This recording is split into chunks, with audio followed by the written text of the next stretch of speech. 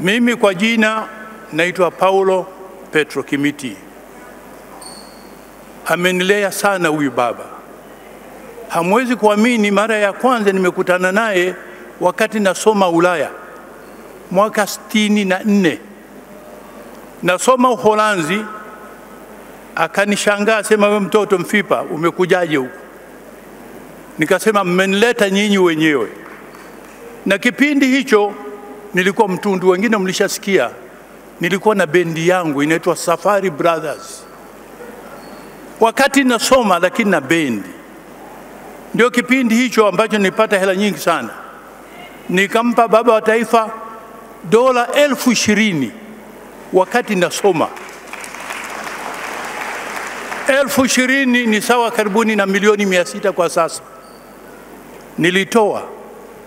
Nikasema kama ni swala la uzalendo nataka kuonyesha. Mmenileta hapa, mnanisomesha bure, na mimi sina cha kuwapa. Nitakachopata na mimi nitarudisha nyumbani, waje wasome watoto wengine. Kumbe baba ilimuuma sana. Nilipomaliza masomo ya utaalamu wa kilimo, akasema pana, wewe na kuhamishia makao makuu ya chama. Ndio tukakutana wakina Philip Mangula kule. Utakuwa mwalimu wa siasa kwa sababu naona una mwelekeo wa kutaka kuonyesha uzalendo. Nikawa mwalimu wa siasa. Mambo ya kilimo nikaacha. Nyerere oye! Nawaambieni hayo kwa sababu mbili. Mnaweza kuniona Kimiti mwenyekiti wa taasisi ya kumbukumbu ya Mwalimu Nyerere. Katokea wapi huyu baba? Msingi wake ni huo. Lakini amenilea mpaka kanipa nafasi nyingi sana. Nikapata uwaziri, nikapata ukuu wa mikoa, mpaka hata siku moja mwaka 1994 95 wakati wa uchaguzi akaniambia gombea urais. Aliniambia mwenyewe huko alipo ananiangalia. Nikasema pana, mimi ni mkuu wa mkoa wa Mbeya. Mkoa wenyewe unanitoa jasho. Leo uniambia kugombea nchi nzima, nitaweza? Akasema wangapi wana tabia ya namna hiyo? Wanadhani ukienda Ikulu ni raha tupu. Ni kule kuna matatizo. Una akili sana. Na kweli baada ya uchaguzi ndio msikia mzee Mkapa kanichagua nikawa waziri wa kilimo. Sasa misingi hiyo ambayo niko nayo, nashukuru baba amenilea. Na kwa nini sasa tumeamua kuanzisha taasisi hii? Hakuna kitu kinaniuma. Kwa sababu pamoja na kwamba amenilea kiasi hicho, lakini nilipata heshima, Rais Mkapa aliniteua kwenda kusimamia mazishi ya baba wa taifa pale Butiama. Na kaburi kuchimba, mimi ndio mtu wa kwanza kuanza kuchimba. Na chimba ndio jeshi likaingia. Ili kuonyesha sio ya kuonyesha kwa chanza mpana.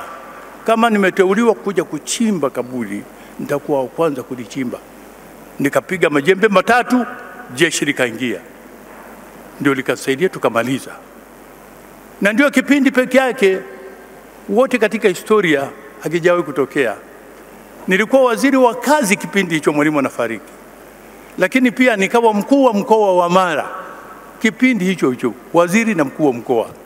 Ni mimi peke yangu, hakuna ambaye alishapata nafasi hiyo. Sasa sijui katika historia baba ilikuwa na maana gani. Alipofariki marehemu mzee Mkapa akasema, Kimiti na kuomba wewe utasimamia kila kitu, kwa sababu baba kila siku alikuwa anakuzungumza. Siku moja nikawatania, Mheshimiwa Makamu, magazeti yalinichafua sana. Mwaka huo 95 yakaandikwa Kimiti anakuwa waziri mkuu. Magazeti yote yakaandika. Kumbe ni kweli Mheshimiwa Mkapa alikuwa amenipendekeza niwe waziri mkuu. Lakini Mwalimu alipoona akasema pana, kama unampenda Kimiti mpe kazi nyingine. Hamwezi kujazana nyinyi wa Katoliki tu. Wewe Mkatoliki, unaona? Hamwezi kujazana wa Katoliki. Kimiti Mkatoliki, rais Mkatoliki, waziri wa mipango Mkatoliki. Hatuendi hivyo. Unaona baba wa taifa alivyokuwa na nini. Sasa hotuba yangu nimeiandaa, lakini nimeshamkabidhi mheshimiwa. Kuna machache ambayo nitaka kuomba. Kwanza kuwashukuru wana Dodoma kupitia makamu wangu Mzee Mavunde kwa heshima mliotupa. Mmefanya kazi nzuri sana. Haya maandalizi kwa kweli sikutegemea, mmefanya kazi nzuri sana. Waheshimiwa wabunge na wenyewe nilikuwa nimeomba, kwa sababu nitaka siku moja nikutane nao. Niwaombe kama inawezekana, hii taasisi jamani sio ya Kimiti wala ya Mavunde, ni ya wote. Tuisambaze mikoa yote, wilaya zote, itatusaidia. Na itusaidia kwa nini? Haya maneno baba wa taifa aliyoandika, siku nafariki, wote mnasikia, tumeandika mahali fulani. Alisema yafuatayo, naomba mnisikie vizuri. Najua nitakufa, si nitaponya ugonjwa huu, si nitapona. Na waache wa Tanzania wangu, najua watalia sana, nami nitawaombea kwa Mungu. Naondoka nikiwa nimeachia taifa moja lenye umoja na amani. Wasia wangu kwao, waipende nchi yao kama wanavyopenda mama zao. Wajue hawana nchi nyingine zaidi ya Tanzania. Mwisho wa maneno wa baba taifa na kafariki. Maneno hayo yametuma sana. Sisi wakina Mzee Kimiti ambao tumekaa naye, tukasema kwa nini tusikae kuanzisha taasisi hii? Tushirikiane na wakina Mzee Butiku ili wananchi wasije wakamsahau baba wa taifa. Mimi naomba mheshimiwa mgeni rasmi, nimesha kuandikia taarifa yangu, lakini nataka mbele ya umati huu niombe mambo matatu. La kwanza, serikali endelee kutusaidia, kutuimarisha, wasituone ni chombo cha kisiasa, ni chombo cha kumwenzi baba wa taifa. Tunataka tuenee, tusaidie kujenga umoja, tuhakikishe pia hata uchaguzi mwaka huu unakuwa wa amani, utulivu kama baba wa taifa alivyotuasa. Hiyo mtusaidie. La pili, tunaomba mwaka jana katika bajeti, waheshimiwa wabunge mtusaidia, wakapitisha bajeti ya kuanzisha makao makuu hapa Dodoma, tuwe na makumbusho ya baba wa taifa Mwalimu Julius Kambarage Nyerere.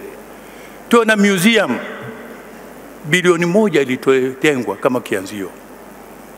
Tunaomba tufanye haraka, kwa sababu mgeni rasmi sikufichi, itakuwa ni heshima, manake yeye mwenyewe baba wa taifa alipoamua Dodoma hiyo ndio makao makuu, na sisi tukasema lazima tujenge makumbusho.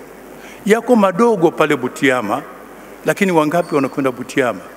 Hapa wengi wanakuja, wana shida na serikali, wanataka kumwona rais, wamuone makamu, wote wanakuja hapa.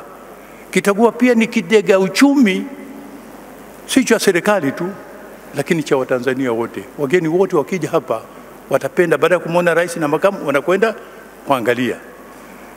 Lakini la pili, tungeomba tusijenge jengo tu. Mheshimiwa makamu, na kuomba hii tabia kujenga jengo tu watu wanakwenda kuangalia, pana. Wengine ambao tumezunguka katika dunia, makumbusho ya viongozi wao wanakuwa na mandhari yamezunguka mazuri sana. Kuna sehemu za burudani, kuna sehemu za mikutano, kuna sehemu za kulala, kuna mbuga za wanyama. Yani ukienda pale kila kitu utakikuta. Tukifuata mfano huo tutasaidiwa. Na la mwisho, naomba tufanye hapa, tumepata ofisi. Tunashukuru serikali imetupa zile ofisi ilikuwa za mkuu wa wilaya zamani. Wametupa ofisi tena bure kabisa. Unajua ni taasisi ambayo is non-profit making organization. Mimi na ujumbe wetu tunataka hapa makao makuu tupate angalau kiwanja, tuanze kujenga polepole, ili angalau Dodoma sasa, si ambao tuko Dar es Salaam, tuhamie hapa Dodoma. Ndio makao makuu, hakuna mahali pengine.